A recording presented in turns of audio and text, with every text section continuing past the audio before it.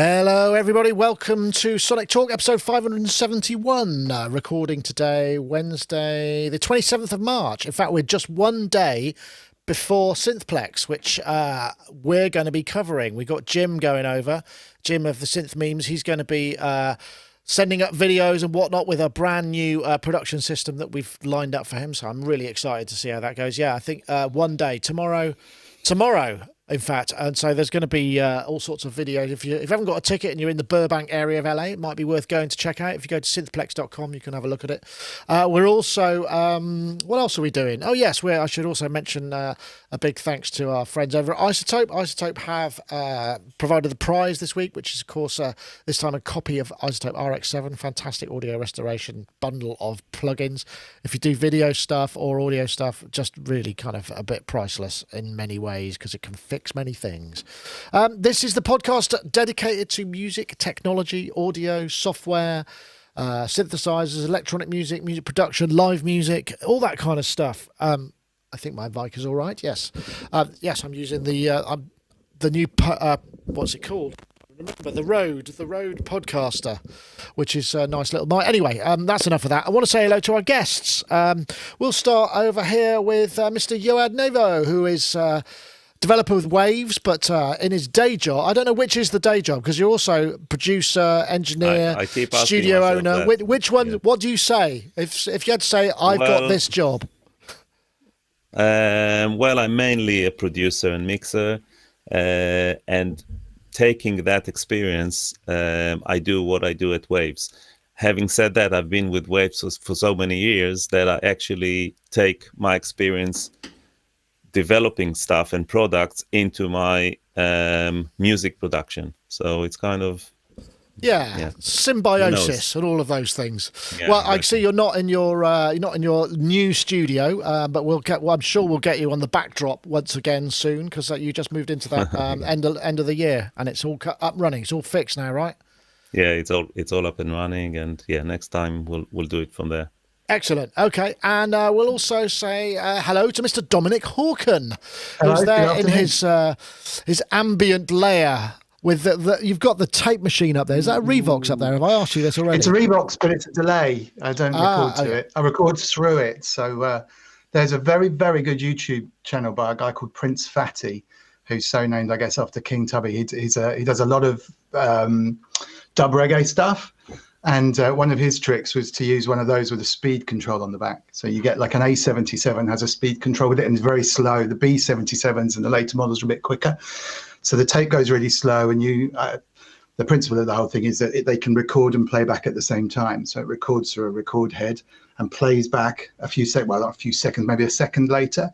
And then if you slow the tape down, the whole thing just slows down and the delay gets longer, and it's got that lovely tape kind of compression degradation sound to it. So it's actually quite a cheap way of getting an analog delay. When you look at things like the Roland Space Echoes and stuff, which have got tapes in, those things, A77s are about 200 quid on eBay. And they're really, really kind of good quality and stuff. So what's really good is if you delay it and then you slow it down, it kind of goes. Oh, nice. So, it's really dubby. Excellent. Well, that sounds like a top tip. I used to have a B77, I think, because we were told we should master to it, but it was a nightmare. I used to have a Scotch 3M M24 tape machine as well. Having that was a nightmare. Somebody almost gave it to me because I had enough of it, but it was. I used to use it occasionally, but yeah, I'm glad. Way back in the day, you had to, like, Off Your Porter Studio onto a Revox was the king of the mastering chains, right? But I think B77s go to something like 7.5 inches per second, which is the tape speed, and A77s go to 3 1/4, which is how I think that's what it is. So the older, the grungier, really. I'm sure Yoad would know too. Yeah, I used to have one of those as well. The one that I think it was the A77. It was a lovely machine. I left it somewhere. Yeah, they were 1/4 inch, weren't they? Well, all that tape talk must be making you feel nostalgic, Rich. All that time you've now no longer have to spend lining up 24 or 48 tracks of analog. I would love to be sitting with an MRL tape and a 2-inch A800 Studer turning the dials because I just love doing that, and I love servicing tape machines, and I love Revox and Studer machines. We used to use a Studer A80 that we had sitting around for tape echo, but same principles. And that Forrest Frippanino used to lay 2 Revoxes on their side by side, and run across both machines for added delay. And that was the whole basis for Fripp's solo career, basically. Yeah, of course. Now obviously replaced with other gear, but at the time he used to travel with a pair of Revoxes, and I saw him play concerts with it. And I get all fuzzy about tape machines. I'm not that romantic, as you know, about too many things, but I do love Studer, in particular, tape machines. I just think they're some of the greatest electromechanical devices ever built. They are legendarily well engineered, aren't they? So it's just Ooh, and I remember there were people who serviced machines, and the people who could service the Studers were always considered to be the cream of the crop, weren't they? So I learned from one. Hey, there we go. Loved every minute of it. Excellent. I remember those little tiny pencil things which had a screwdriver on either end, and having to poke them into the cars and change the tweakers. Of course. Oh, Christ. The Moog Mother 32 comes with one. It comes with one. All right. Yes, it does, doesn't it? You still have to. You still have to use them to line up the HDIO. The Evid one still uses them. Those micro trimmers. Yeah, I know. Nice. Oh, well, look, there we go. We've got sort of nostalgia combined with the latest technology at the same time. I was going to play this last week, but we didn't get around to it, and this just looked really interesting. I wonder what people thought about this. This is the Tsugi Game Synth, which is a synthesizer that's designed for sort of sound design and randomization that links up with kind of various game engines, or will do. It's currently in beta, but it allows you to create all this amazing randomization and automation for things like, repetitive things like gunshots, Foley, that sort of thing. And it just looks fascinating to me. I'm not sure how much I'd use it creatively in music, but procedural audio middleware. GameSynth is Simply's multi-platform procedural audio middleware. So you can create, it reminds me of Metasynth in a little way, you can create these kind of swiped curves and XY pads. So you can kind of change pitching. So you can maybe have like a round robin with 6 or 7 samples, and then play it multiple times, and each time the parameters alternate. So you end up with many more variations. Stuff like that's very useful if that's the sort of thing. I won't play the whole thing. I always say that, but I'm not going to play the whole thing. I'm just going to see if I can find, because I did have I don't think I've got the page up for that, because it's quite an interesting device. I mean, randomization, I can imagine, we often do it when we're working on modular patches and certainly analog patches. In fact, one of my favorite things for randomization is to take an LFO that's got a random waveform, and it re-triggers each time you press the key down, and then modulate that to something. So every time you have a key press, you just dial a little bit of it in, and there's something a bit different each time. So this kind of takes that to the nth degree, and obviously does that in software. So I guess a couple of things. Let me just paste that in and see if I can find the actual homepage for it, because it's quite an interesting idea. I'll come to you, Dominic. I mean, you've just done this, or I think you're in beta on your ambient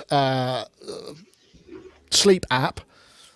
Is randomization a sort of a goal that you have to search for in producing something like that? To a degree, to a degree, it's interesting. And incidentally, thank you for everyone that asked to test it. And those of you who haven't got it, who are testing it, will get it in about 3 weeks' time. It's just a slightly closed group first, so don't give up. You will get it. And thank you very much for all the guys that were watching that got involved. I'm not a big fan of completely randomized music, although that said, there's a YouTube vid from the Thomann stuff with, I think it's Jakob Hack and a guy from Moog with a Mother 32 and a DFAM. It's only about 15 minutes long, but he shows what you can do with a couple of patch cables and those two in a purely random way, and it's amazing. He's using random elements to adjust the tempo of the sequences, which suddenly sounded a lot more organic and different. So then just random pitches coming out, if you like. So then that was that kind of changed my mind a bit on that. But random elements tuned to stuff that perceptively works. It's kind of different. I mean, if you think about the way we compose, quite often it's random elements which you then push into a format or a sequence that actually sounds good to you, and therefore there has to be a sprinkling of reality on the top of the random elements. And I mean, this thing in particular does look amazing, because they gave an example of dialing. Show us some footage of some footsteps, dial in the kind of shoes, if they're sneakers or high heels or whatever, just paste in the direction that they're going in, and the whole thing kind of places it. And I don't know anything about these kind of front ends to what effectively comes out as a 3D sound source at the other end.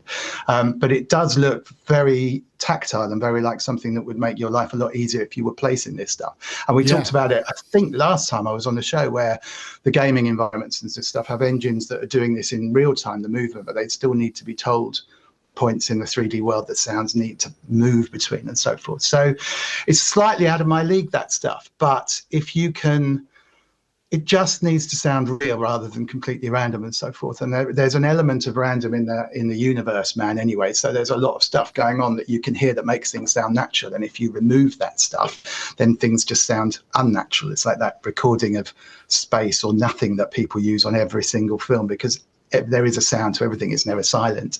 But that looks like a really cool, intuitive way of placing real sound effects so that they just sink into the background. Those kind of things, they only sound wrong when you can hear them, if you see what I mean. It's funny, isn't it? What's weird is we're so highly tuned to repetition, patterns of repetition in visual and audio. It's sort of baked into the human condition that we have. As we use more and more machines, we sort of need randomization. I mean, Rich, I guess it comes down, it's like software synths. Remember when they first came out, there were these sort of, I think it was Arturia, the TAE engine, these engines that controlled the randomization of the perfect code so that it didn't sound like it was the same and perfection, because that's not what we want. Right. And I think it's BX is doing that with their console emulation as well. And people are employing that sort of thinking in design of a bunch of different kinds of things. As specifically regarding this software for gaming sounds, I was really impressed by the software and what it could do. And it seemed to me that in combination with that footsteps thing that UVI is selling, you'd go pretty far in terms of Foley in general, films and such with tools like those.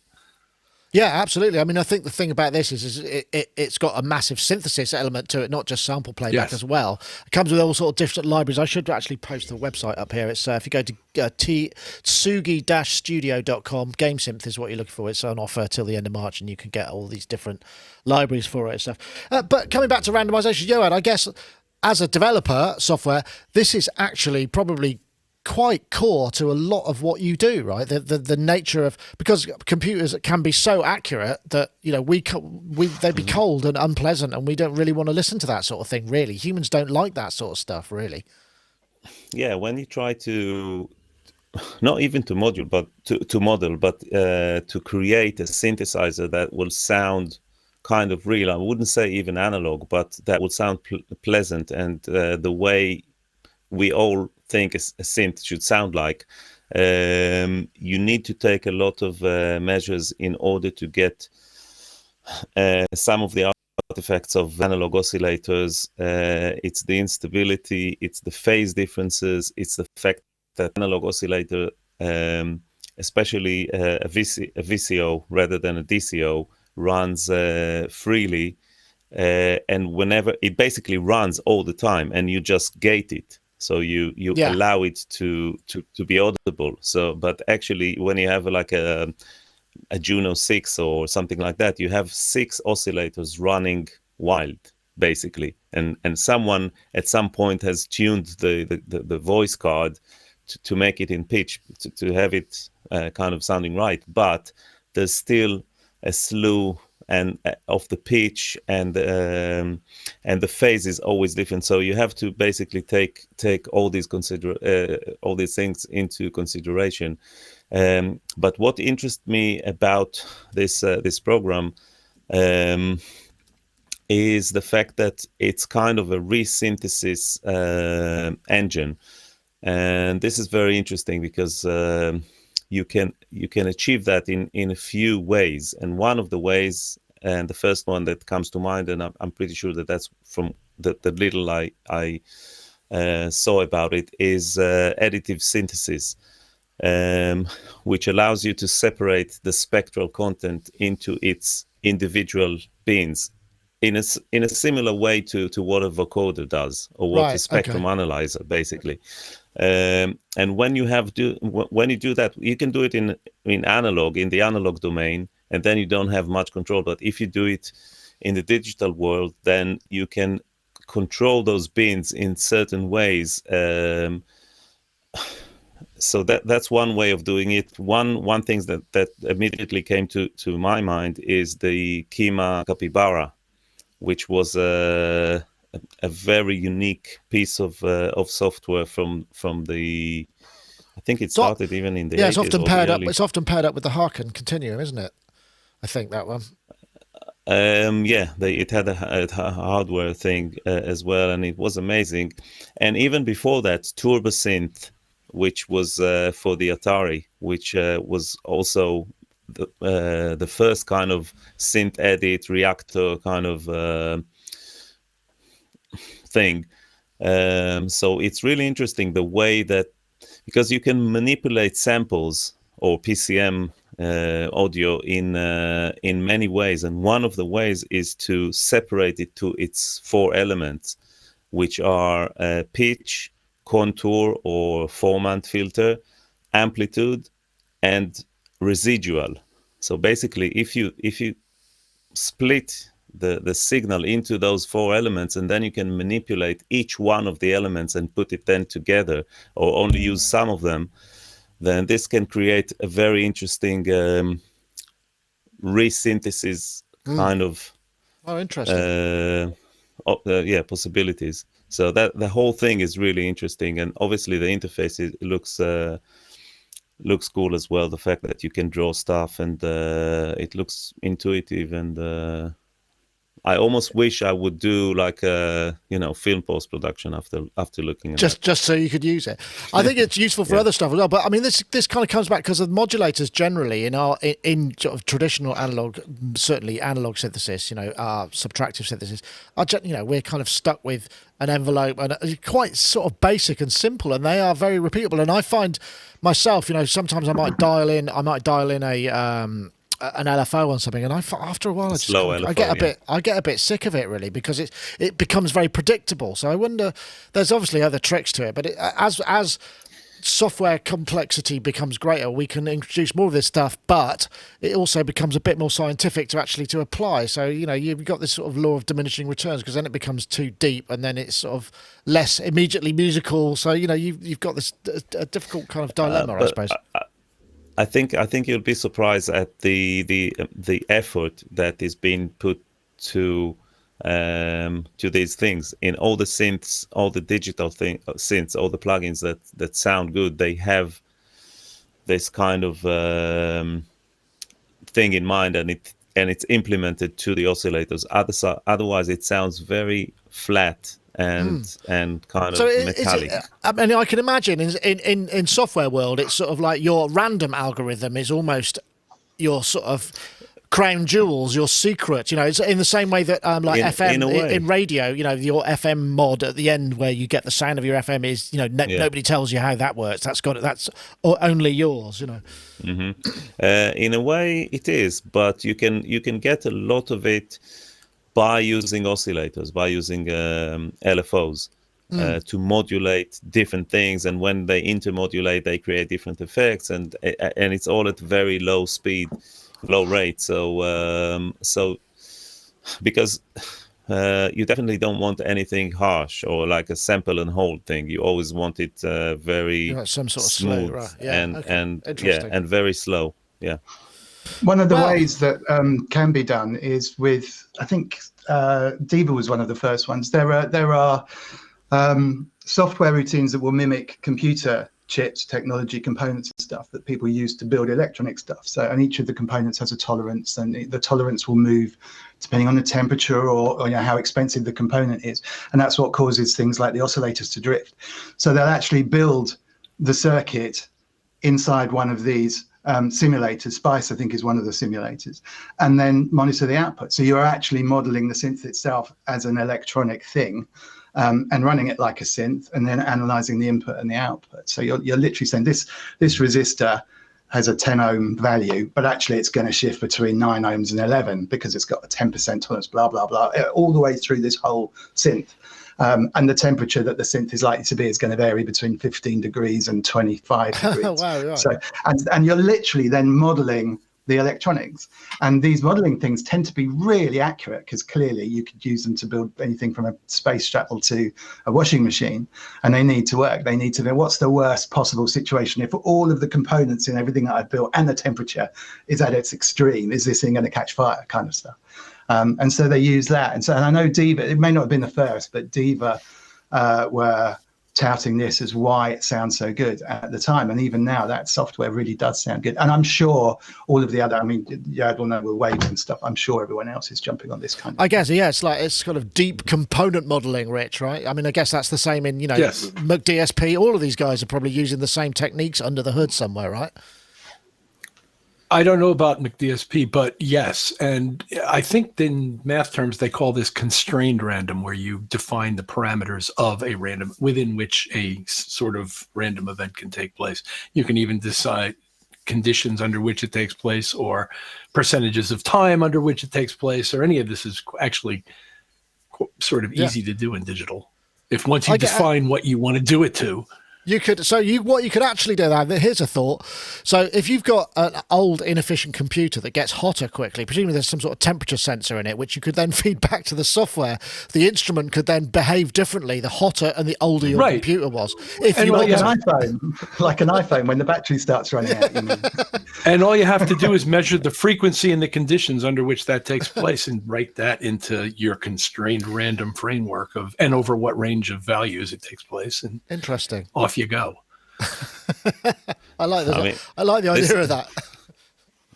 This all sounds like a lot of fun in the digital world, but I'm still using my big Neve, and I just have my technician Malcolm Atkin looking at the desk right now, and basically he found that in order to line up the compressors as per the Neve's original calibration procedure, they have to run at a certain temperature.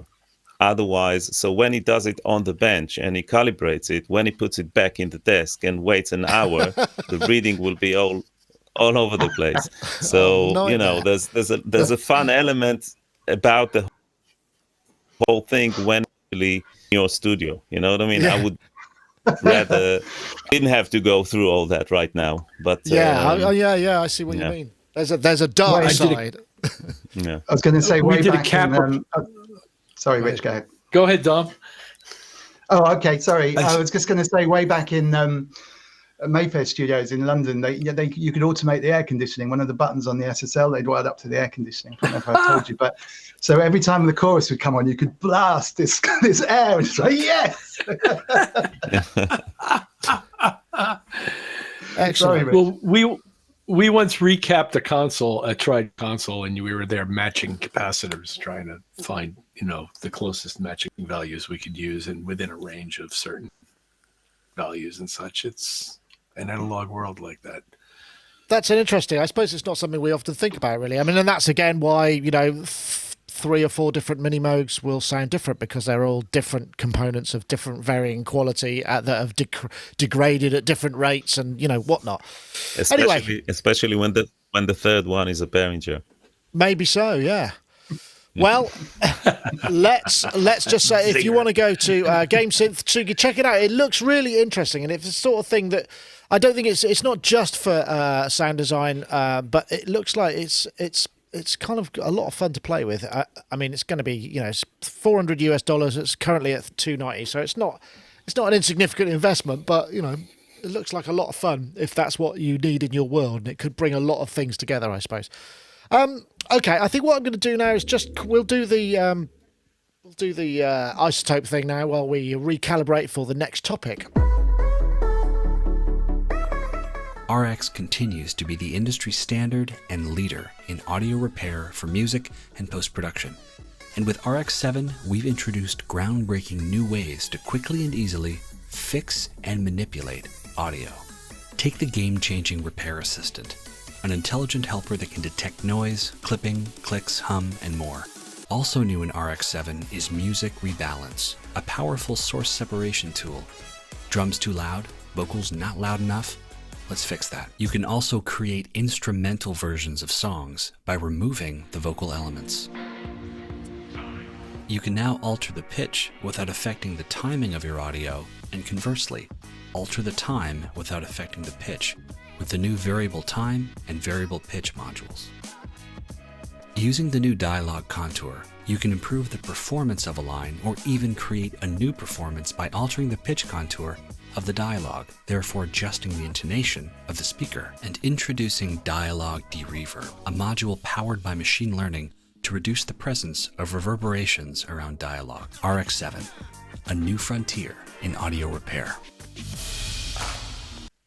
If you want to check that out, please go to isotope.com, and there's a 10-day demo. And we've got a competition. Last week we asked for, I can't remember what the hashtags were. We got a winner for last week's competition. It's a chap called Monoteur who says, need help for video footage sound. Well, you now do have that help. So if you want to check that out, do come to us. You just have to email us with your email address, and we'll pass it on to Isotope, and they'll furnish you with a copy of RX6. And of course, we do have another competition. We're looking for the hashtag damage limitation and the hashtag RX7 to @SonicState and @Isotope Inc. That's our Twitter competition. So if you tweet damage limitation as one word and RX7 at SonicState and at Isotope Inc., you'll be entered for the competition. Be interesting. There's a concept, isn't there? You could almost have like we have inter-app operability. We could have like a controller that controlled the environment for all of that randomization of all your stuff. So you could sort of dial it in for the entire session or take it back globally. But anyway, that's probably a whole new topic. Let's take a look at another. Oh, did we see this? This is a new little desktop mixer from SSL. This looks kind of fun. This is called SSL 6. And it's kind of, small, 6 channels with up to 12. It's got 2 kind of SSL channels plus the classic bus compressor and their super audio path. Up to 12 inputs to a stereo bus. Looks very tasty. Nice idea. In terms of SSL, quite affordable as well. I thought it looked quite a nice little thing because, all of the big major manufacturer consoles who are still in business, the Audience, all of these guys, they're bringing out these sort of smaller ways to get that sound into your life. And this is the SSL's version. It's still not terribly, well, I suppose it's $1,000. So, for that kind of thing, the bus compressor probably cost you a few $100s, and those 2 channels would probably cost you a bit. You've got the dynamics and the EQ. I guess, Rich, I'll come to you first because you probably mix on SSLs from time to time, and SSL has become a sound that people are after in this century, whereas last century it was more the Neves that people were after. So it's an interesting idea the way it's flavoured. This sort of thing's interesting to you for maybe a small studio setup? Yes, very much so. I think this is a very, very nice looking, interesting sort of midline, what I call midline product. In other words, it's not the exact same thing as their major consoles, but it is substantially the same in terms of circuit design. I believe it's assembled in China, if I'm not mistaken. And it looks like a magnificent little product to me. I really love this thing, and I think it's I think $1,500 US, which means it'll retail for somewhat less than that.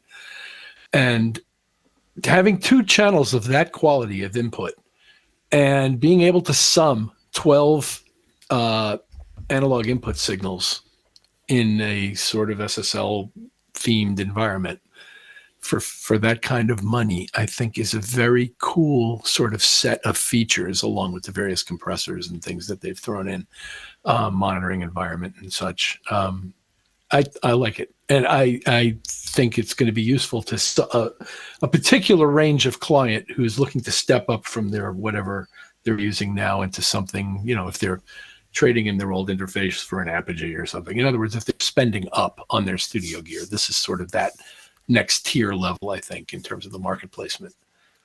Yeah, it does. I was kind of a bit baffled as to why perhaps they didn't include some form of audio interface with it as well, because that would have really put the icing on the cake. Exactly. Just like a 2-channel thing or whatever. I'm not sure. I mean, Dominic, if I come to you, I don't know what desk you have in your space. I can't remember. Funnily enough, it's an X desk, it's an SSL X desk, so it's it's the previous to this one. So I've already bought the Kool-Aid. They're really, really good. I mean, I took the idea that if I can get stuff recorded, and there's a lot of stuff with just jack sockets there, that into my computer at the highest possible kind of quality, and tweak it on the way in, then pretty much everything else can be done in the box, apart from maybe summing it on the way out. So the X desk, which is an 8-channel, it's basically this, but just the desk bit. It's got 8 channels, some other inputs. You can sum 20 something, I think, into it by the time you've got it all going. 2 effects sends, no onboard compression, nothing extra. So everything else is almost like an outboard. But I use it when I'm mixing to fly in effects and stuff, and the quality is absolutely superb. So here, what I've done is I've bought 2. These things here are API channels, so they're from an API desk. These 2 here are Neve submixers. And then that all routes into an X desk, and then through, you probably can't see the thing at the bottom, I've got a Burl A to D, which is just a fantastic quality A to D machine. So to me, that you probably can't get a better analog input unless you're Yoad than that kind of thing on a small scale like this. So I'm competing against the big boys with that. But if my X desk had that compressor on the output, it would just be ultimate. And those compressors are amazing, and just... It was so obvious. I mean, when I grew up on SSLs as well, and I actually never really thought they had a sound compared to something like the Neves and the Focusrites and all that kind of stuff. They were just clean and brilliant, and the compressors were great. They made everything sound good, but they didn't really paint it in an SSL sound. I could be wrong, but that was always my impression. You're absolutely right. Yeah. Oh, good. And it's just, they're just bulletproof and clean and tight. And to have that, you're right about the A to D, but then maybe everyone's already got an A to D, and they couldn't compromise to fit that price bracket on an A to D that's in there. You know what I mean? That's true. Yeah. They said that about the X desk though as well. They said, well, we haven't put, compressors or preamps on the inputs and stuff like that because you've probably got them, or you want to mix and match and so forth. But yeah, I totally agree with Rich. It's just it's a no-brainer, really. I might. It's a shame it doesn't have the same number of channels as on the X desk, really, because they never quite get everything into one box. But I guess that's for a reason as well. No, stunning bit of kit. Yeah, well, that's good. I'm not trying. I don't know. Do you? I mean, the SSL bus compressor is part of the modern sound, really. I mean, do you have that in hardware as well? I mean, because a lot of people have a hardware version of that, right? Yeah, I do have it in my. I think that this mixer looks really cool. My main thing is, like you said, is the lack of converters, or basically the ability to use it as a sound card, because this is the first thing I was expecting it, because once you have this box, this thing on your desk, and then you have your sound card, and then you have the cables connecting them and all that, it becomes a little bit messy. And I think that if you could just limit your desk space to one unit which does everything at the same time, this would require an internal routing system which will allow you to use the mixer for summing and things like that, which will make it a little bit more expensive to make. I think it's a really cool device. You have 2 channels, albeit there's only high frequency and low frequency on the EQs, so there's no mid. So what I'm thinking, it could be used for recording vocals. Obviously, I'm not sure there's a way to use the no, actually there isn't a way to use the master bus compressor for recording. You'll have to go through the whole thing basically, and then okay. you not the monitor. You can still use it as a monitor system, but you'll have to go through the whole channel and all that just to use the compressor. You can. I didn't see any direct outs or anything like that. So it's recording through the Qs or Mix B. I think they have their. No, so there are recording, insert it's points. Great. Oh, they're insert points. I'm looking at the back, but I can't make out. Okay. And there are compressors on the input channels, although they're not the same compressor as on the master. But exactly, that would be a channel that will be probably based on the SSL channel compressor, which is not something I would record with. I would record with a bus compressor though, because it's much more gentle and it has the auto release, which makes it sounding natural and kind of not coloring the sound too much. This channel compressors really have a very distinct sound, but that's what you want for recording bass and guitars, maybe also for mix down with or without summing, just running the 2-track output through the 2 channels, maybe using the channel compressors, although there isn't a link between the 2 channels, so you can't link them, so you can't really run a stereo output through that, so you'll have to use the master bus compressor. For me, I would love to have something like that, which will be a sound card as well, because if I'm not sure how portable it is. I just have a small Focusrite, this red thing, and it fits in my bag and it's fine. This desk is a serious thing. You need a separate bag for that.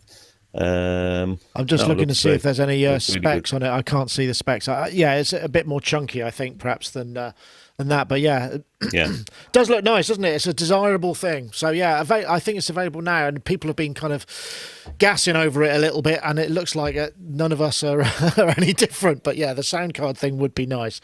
But like you say, I think it's going to be a little more tricky. Well, there is a multi-pin. There are 2 multi-pin connectors on the back, so maybe these give access to all the ins and outs, and maybe you can fit I don't know, something on there. Not sure what they are though. Yeah, they're detailed. They're D-subs. Yeah, they're the same on the X. They're insert points and additional 2 inputs and a bunch of other. It's all the I/O to the thing. There's a ton of a lot of connectivity on this thing.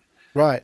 Okay, that's interesting. So at least you don't have to use jacks here and there and everywhere in order to get in and out. Well, if you you can just use one D type.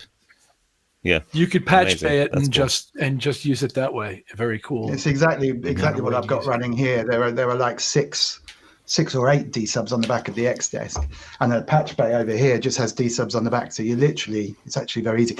Doesn't particularly make it very portable. You're not going to be racking it up and racking it down all the time. Better than plugging in hundreds of jacks, but these cables are pretty heavy, right? But yeah, it makes it a very valid way of doing it. If only adding the cost of 6 D-subs and a patch bay can be relatively expensive as well. That's all. Well, funny you should say that, but maybe we'll get to that. If you had D-subs at each end, I don't really envision this thing as a portable product, but you could use it portable if you had D-subs at each end or some kind of permanent wiring in a rack. That's what I used to do when because I had an effects rack that I used to use in the studio that was just a 4U, and it had like LA 4x4, 4 gates and 4 compressors, and I can't remember what else, a bunch of effects and some lexicons, and that was all EDAC on the back. And I used to just unscrew that, take it with me, and I'd have a tail that would then go into the live system, and when I got back I'd just replace the EDAC. It wasn't a D-sub, EDAC's a bit larger format, and so I'd just plug it straight in. So it kind of worked that way, but it cost a bloody fortune in wiring. But yes, it can be done, and I suppose it's sort of old school. Okay, well let's take a look. I've got some pianos here, and this was something that I quite liked. This just sounded lovely. This is Nils Fram's piano, who apparently I didn't know that he had his place. About our new library called Noir. I'm Oli from Galaxy Instruments. Noir has been created in cooperation with Native Instruments, Galaxy Instruments, and especially pianist and composer Nils Fram. Noir is all based on samples of Nils' extraordinary Yamaha CFX grand piano, recorded at the Funkhaus in Berlin in his recording room Saal 3, and mainly with his mics and his preamps. But Noir is way more than just another virtual grand piano. First of all, it's not one, but two instruments. It's an outstanding 9-foot grand piano, not only selected by Niels from dozens of CFXs, but also tweaked and specially re-intonated by Niels and his very fine piano technician, until Niels was satisfied with its sound. Additionally, Niels and his team developed a custom-built felt moderator, positioning a piece of specially selected felt between the hammers and the strings to combine that fragile and smooth character of a felt piano with the size and depth of a 9-foot grand. For that reason, you will find... I mean, I just found myself kind of like not zoning out, but just kind of blissing out on this. I mean, A, he's got a studio at Funkhouse, which if you've ever been to, beautiful. B, he's got a CFX piano. I thought, I wonder how much they are. They're $100,000, these things. You know, that's just for the basic thing. And it's been specially selected from dozens. So he's selected one from like over £1 million worth of pianos, the one that he likes, and had it modified to the way that he sounds. And it does sound absolutely lovely. And there's all this other stuff that you can do in the environment, and that's all great.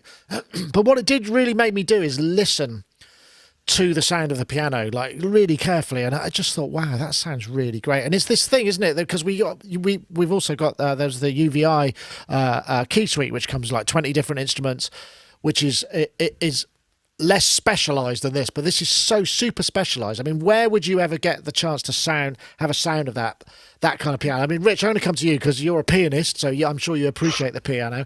Is the CFX like the holy grail of one of the holy grails of grand pianos? I mean, I don't know because I've never seen one, I doubt.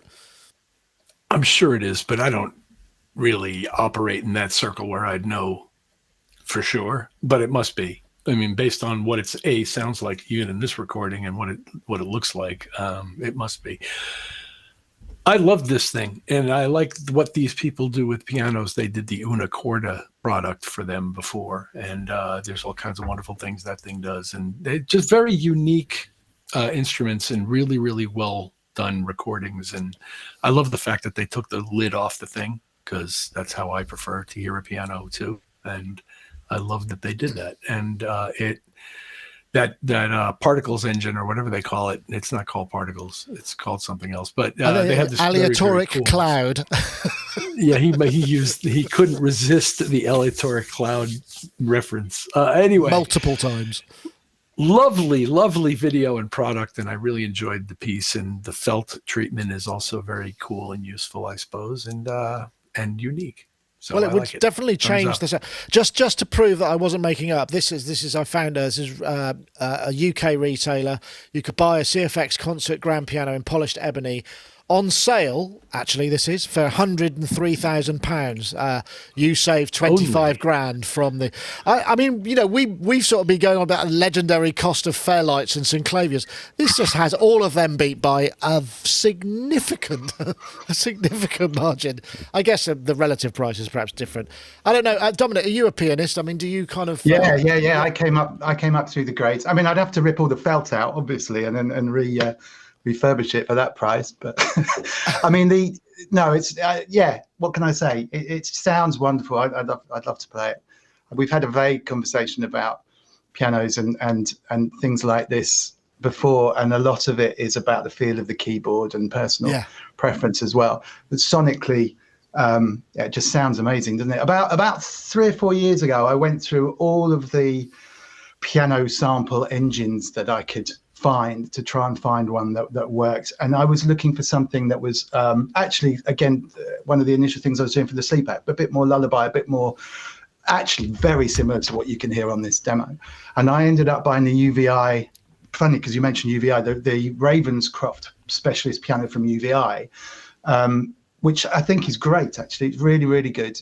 Has some similar kind of adjustments where you can, move the position of the mics and that kind of stuff, and has suited me well. This does sound better, and is obviously taking advantage of some later technology. The UVI one sits in Contact Player as well, I think. But yeah, it sounds gorgeous. I tell you, the other thing I'm lusting after a little bit at the moment is a new Yamaha that they were showing, like really big. I think it has a clav in it as well, but I've do you know got the CF, mean? CP something. CP80 actually, isn't it? So, yeah. Anyway, that looks nice as well because it's the whole package.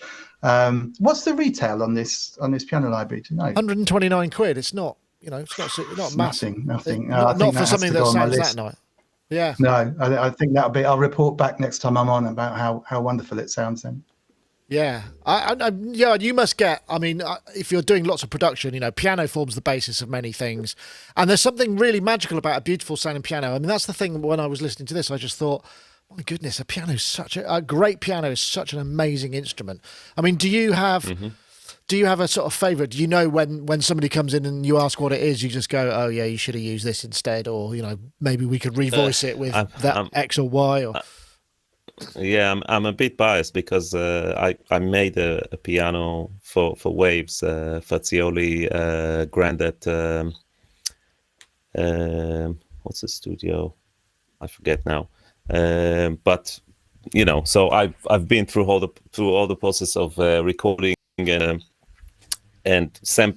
editing and creating an instrument and all that, and I can say about this product that it sounds lovely. It just sounds really good, and I really like this. I don't remember the term they've used, but this particle engine, because there's something I need to explore it. I'm going to get it for sure, and I'm going to explore it. There's something about being able to sequence a piano, and it doesn't sound like a normal arpeggiator. It sounds like something very unique, and the fact that they've used recording of brushes hitting the strings and plucking the strings and all that, so you get these lovely textures, and you can really create a sonic kind of world with this. It's not just playing a piano. It's well worth. I should point out, it's well worth listening to the whole demo because there's some beautiful stuff in it. Just to interject. Yeah, it's absolutely beautiful. And for someone like me who is not a pianist, it seems to me like I can really jam with this instrument rather than it being just a sample library of another piano that sounds like this or sounds like that. That takes it a step further. This product takes it a step further, and and it makes it really interesting for me. I'm always on the lookout for instruments that will inspire my and basically augment my poor keyboard playing, and this seems like something that because you can get away with doing stuff like that on synths and stuff, but on a piano it's really hard, even if you use delays and stuff like that. But this seems to be able to make it in a very musical and kind of seamless way. It's almost like the session strings in a way, but on a piano. And I've not seen anything that does something like that. I should put a shout in also for the E Instruments session keys. They've got 2 or 3 different pianos, and they do sound quite nice, and they've got some interesting modifiers as well. It's not quite the same level as this, but they do sound pretty good. And while we were on the subject of this, there was the UVI stuff, which I was looking for. I think I had. Oh yeah, here we go. The UVI key collection, which you had a shout Key for. Suite. Key Suite, that's right. And it's got like 20 instruments, and there's some very beautiful instruments in there, and Celestes and whatnot. This is a similar thing, but a much broader palette. The Model D, Fazioli, Japanese, Hybrid Custom, and Celeste, and clavinets, and all sorts of stuff. I think this is a little bit less expensive, but it's probably not sampled in quite the same way, and it uses the UVI Falcon instrument. I know you're a fan of the Falcon stuff, aren't you? They kind of go under the radar because Contact tends to smother everything out of the way, doesn't it, a little bit? Well, they've had a lot of years of practice, but this Key Suite product is really cool. There's a lot of really unique pianos that have a lot of character and don't really sound like all of the aforementioned. Because I have up right now a main stage session which has all of these different pianos. I have Omnisphere Yamaha. I've got these. I've got the Key Suite one. I've got the E Instruments one. I've got a few Native Instruments ones in there, and I've just been comparing pianos for the last 2 days. And this Key Suite thing holds up really, really well. And in addition to presenting some very, very nice and character-rich pianos, The plucked instruments, I don't think I've ever heard anything as good as far as harpsichords, clavichords, and things of that nature. And the bell instruments are stunning, and the celeste and things that remind you of a celeste. And it's a very nice product. I'm really impressed. I'm enjoying it. Yeah, just need a lot of space. I mean, it's funny, isn't it? We kind of keep going back to this thing, but it sort of feels like, if you could just have like a thing that you plugged into a master keyboard that had the action you like, that was just like an SSD with all of that stuff and the kind of the engine that would run time on some piece of hardware, you just go, I want that in here, please.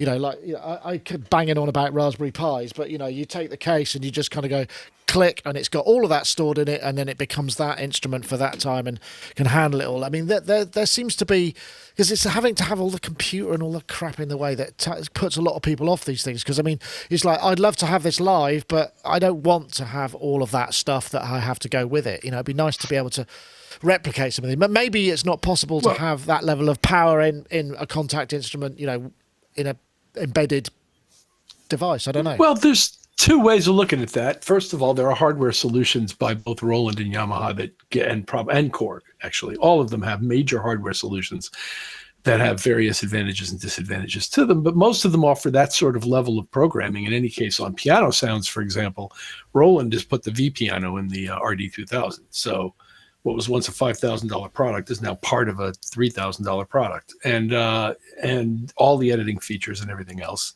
if that's what you want. And Yamaha's Montage series has a tremendous range of things both in it and available to it, and the editing goes deep on that screen. I was really impressed with it as a product too. So there's the hardware solution way where things boot up fairly quickly, and both Roland and Yamaha kind of do that. And then what Korg does is essentially build a keyboard with a computer in it, and it takes a really long time to boot up, but it also gives you all the advantages of being accessing a hard drive in real time and things like that. So they all do some version of that in some way in their own sort of ecosystem. It's not plugging a Raspberry Pi with KeySuite in it. Yeah, but it's that's true. It's, their version of something that does like something like that. And it's all very expensive. It's in their interest to keep it expensive, although the Mo DX seems to challenge that. Yeah, well, that's true. That's true. True enough. But that was a bit of a sort of piano section I wanted to have a look at. But KeySuite, I think, is $149, 25% off. And the Niels Fram piano is what did I say it was? It was 129, and that's just 129. It's a lot of data. I think. How big is it? Let me have a look. I can't remember what the and it requires the contact player, which, as we know, it's 16 gigs, the Niels Fram piano, and the whole of the UVI KeySuite is 13 gigs. So you can tell the level of detail that we're talking about here. There's a lot of stuff. Okay, well, how about something? Who feels we could go to? Because what's the time? It's 5:02. We could go for the Moogfest thing, or we could go for the Flock Audio. What's the sort of general consensus about where we'd like to go for our last topic?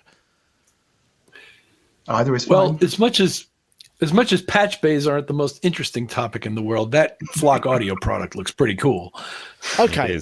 All right, let's go there then. I'm going to, so that would be, hold on, that's 3, 4, 5, 6. I think it's this one. Is that it? Yes, there we go, phew. So we periodically have these things, computer control, patch bays, and routing systems. Here's one. I'm excited to finally debut the first piece of Flock Audio technology, the Flock Audio Patch. The patch system is a digitally controlled 100% analog patch bay routing system for your recording studio. So this means the days of using these are no more. I'm very, very excited to finally share this piece of technology with the world and show you what it is so capable of, whether you're tracking, mixing, or mastering. The patch system is a 64-point patch bay, but it's loaded with so many more features than you would ever expect out of a traditional patch bay that we use in our studios today. The patch system software is a third-party software application, meaning you don't need compatibility with your DAW in order to use it. This opens a lot of opportunity for you guys who use various DAWs and still want to be able to potentially use the patch system in your recording studio. It runs right from your operating system. Okay, I mean, if you want to watch the whole thing, you can. It's like 5 minutes long. They go into great detail. But the idea behind this is this will also give you phantom power if you want it. It's a very simple drag and drop interface where you can create mults and splits and all that. And it's again, it uses D types on the back. You've got 64 points, so 32 in, 32 out, which is actually, that's more than most of the ones that we've seen in the past have been coming in at. Usually you get a 16 IO module and it costs, several thousand. This is a couple of grand. So yeah, it's pricey, but it looks like it could work. You can strip up to 8 of them together. Because I was looking at a TT patch. If you just want to buy, let's see, did I find one? Yeah, a Neutrik 90. This is 96. That's like nearly 700 quid. So, that's just for the patch bay, without the wires, without any of the other fancy stuff. I'll come to you first, Yoad. I mean, I don't know what do you have TT patch, or do you have digital patch? I have both. I have just to say something about the patch, the TT price. But if you compare it to a D-type patch bay of 64 outputs, then it will cost you a lot. Or ins and outs, it will cost you a lot less. So that will cost you, and okay. That's what the Flock one has. Basically, the Neve has a huge patch bay with probably 20 rows, or maybe 15 rows of 96 way. So it's quite comprehensive. Plus I have another 6 units of 48 on TRS. And so for me to even consider something like that, I'll be looking. This is over $2,000 per 64 IO.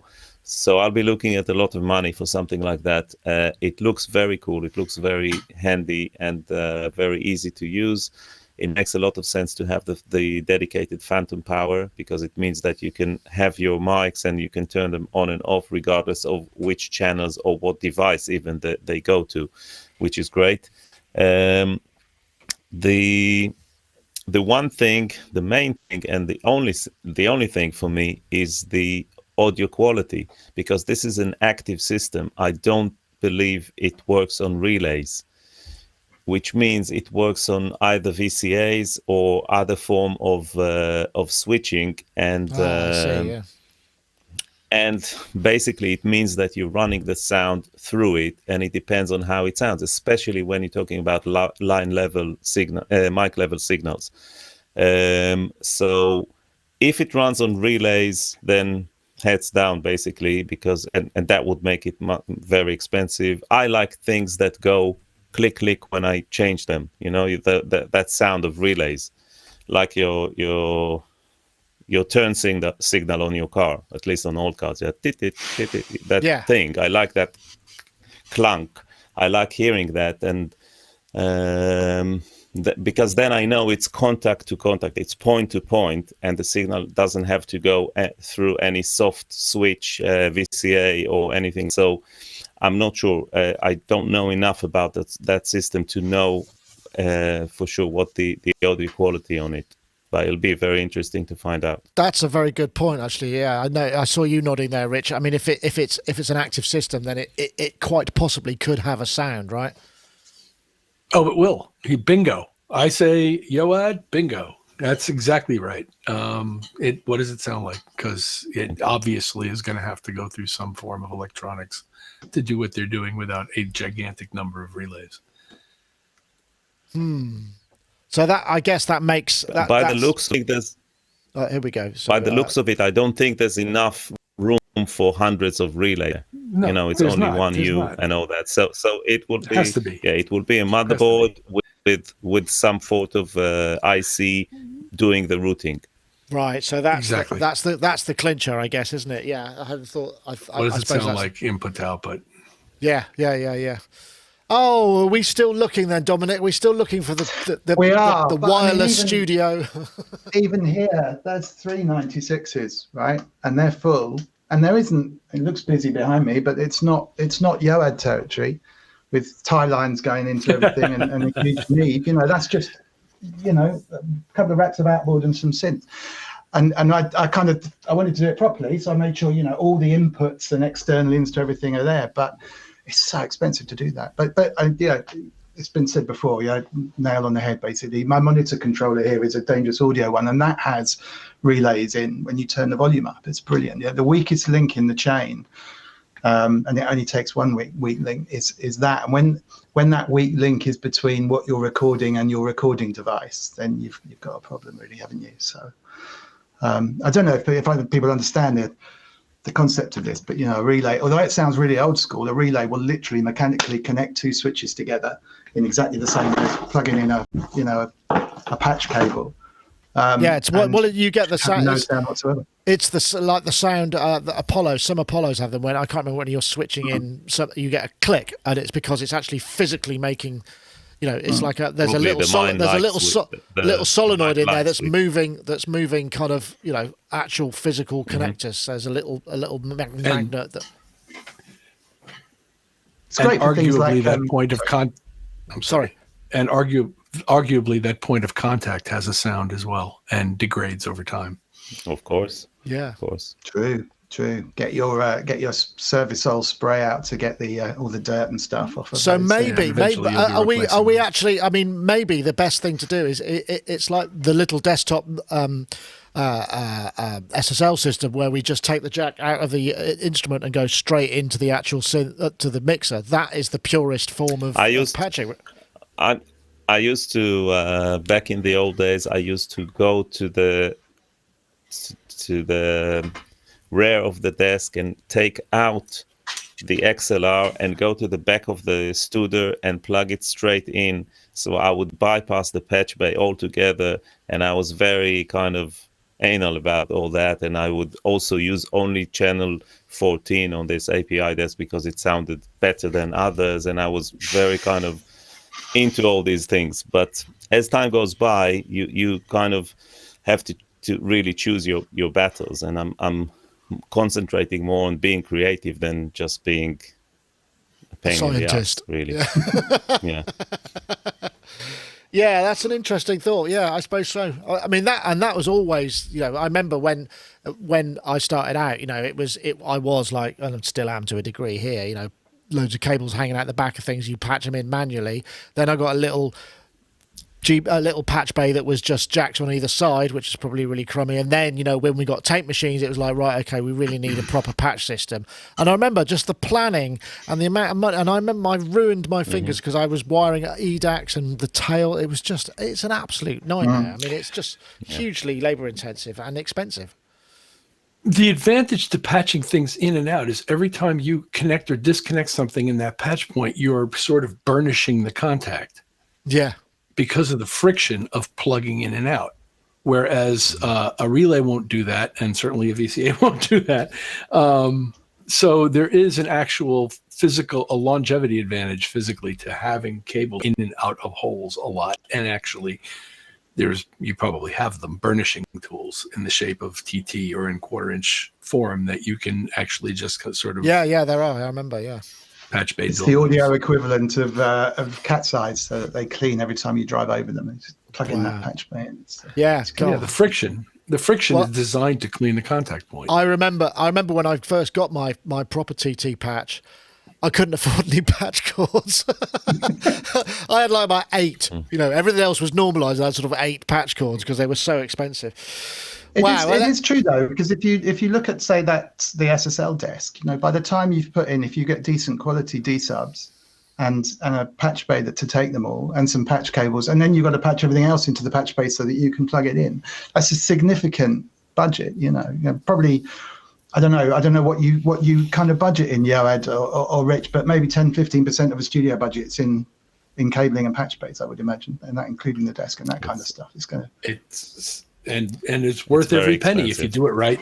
Yeah, true. Yeah, if it's right. Which kind of brings us back to this notion of the wireless life. It's just we're so far away from that yet. So yeah, that's not going to happen just yet. Anyway, guys, thank you. That was a very interesting discussion. I think we're probably at a point where we're ready to drop. I should put before we go.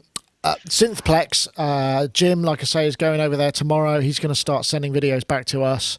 via our fantastic new system we built for him. So I'm hoping we're going to have a load of content from there. We don't know what the show's going to be like. It's the first time. If you are in the LA area, go check it out, synthplex.com. I think they've still got tickets available.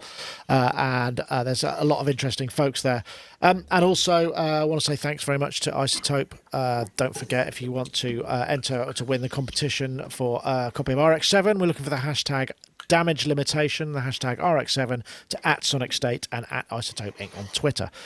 So, folks, thank you very much for joining us. Rich, thank you very much. Nice to see you. I'm very pleased you're wearing the Sonic State shirt there, which, folks, you still can get. I should probably put the links back up. I don't think I've still got them live on the site, which is crazy. I know there's a merch link. There we go.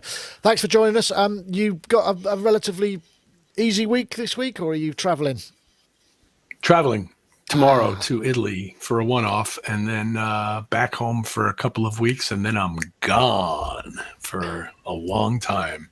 And I'll be visiting your neighborhood. Yeah, so wherever you guys over there, whatever neighborhood you're in, I'll be visiting it sometime in the next few months, because I'm going to be spending a lot of time. It'll be good to see you. Excellent. Well, I look forward to that. I look forward to that. And Dominic, thank you for joining us as well. Been a pleasure to have you as ever. Are you back? Are you in that annoying kind of final 5% phase where it feels like stuff over the line? Yeah, absolutely that. But it'd be great to hook up. Can have a little get together if Rich is over and stuff. That'd be brilliant. Really, really look forward to that. But getting stuff over the line. School holidays are coming up, so probably go away for a little bit somewhere. But God, yeah, I wish I could. We've got well, at the moment, I've ordered some stairs for our loft conversion. Which I measured and ordered myself under the tutelage of the builder, but who wasn't there for the actual button press, and they got delivered this afternoon while I was doing the podcast. So I'm going to go back and find them all chopped into matchwood in the front garden, or they're going to be turning in the wrong way, or I'm going to have to get some more, which means a delay, or it's going to be fine. So that's my day. So I've had the roof off for weeks, and now I've got no stairs to the upstairs bedroom. So I feel your pain, you because I know you went through all of that with your studio conversion. So, but thank you for joining us. Thank you. And always glad to be here. I hope you have a fun time in Tel Aviv, and we'll maybe see you in London soon, and maybe actually see you in London when we hook up with Rich. That'd be marvellous. That'll be lovely. Right, guys, thank you very much. That was Sonic Talk, episode 571. We'll see you next time. Take care. Bye-bye now. Bye.